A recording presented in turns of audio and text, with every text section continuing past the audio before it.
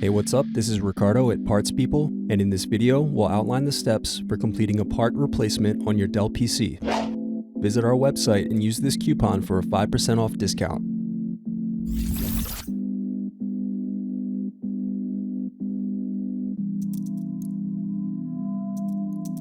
First, unscrew and remove bottom base.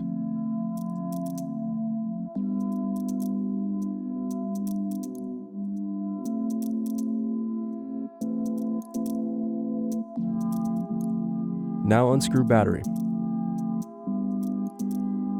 Next, unscrew and remove battery. Now unscrew and remove bracket.